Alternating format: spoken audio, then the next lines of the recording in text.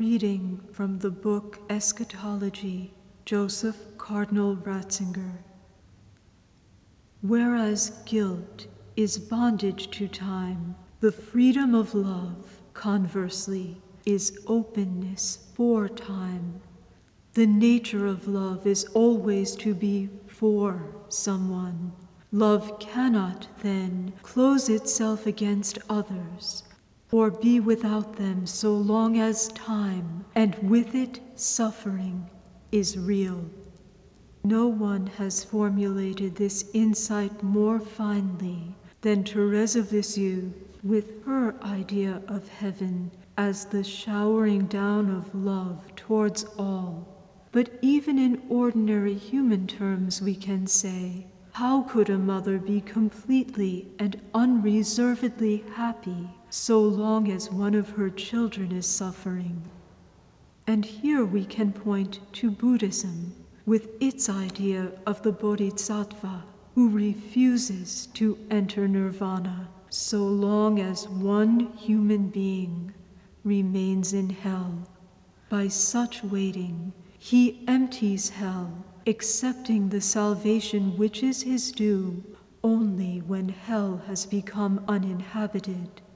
Behind this impressive notion of Asian religiosity, the Christian sees the true bodhisattva, Christ, in whom Asia's dream became true.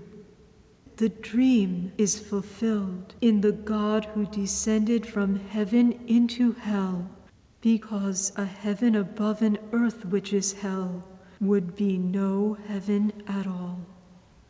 Christology entails the real relation of God's world to history, even though that relationship takes different forms for God and for man. Nevertheless, as long as history really continues, it remains a reality, even from a vantage point beyond death.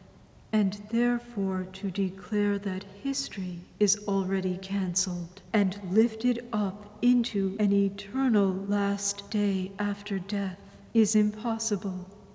Greshage's attempt to reconcile an endlessly continuing history with the hope for Christ's return runs aground on the rocks of such insights. For him, Christ's victory need not be a true end.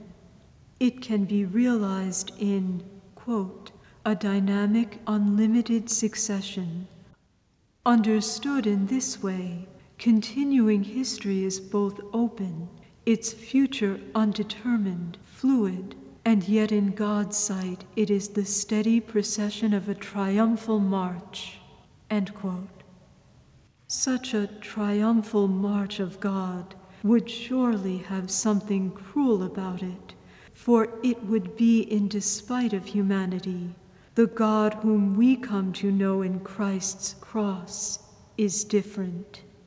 For him, history is so real that it leads him down to Sheol, so real that heaven can be really and truly heaven only when it forms the canopy of a new earth.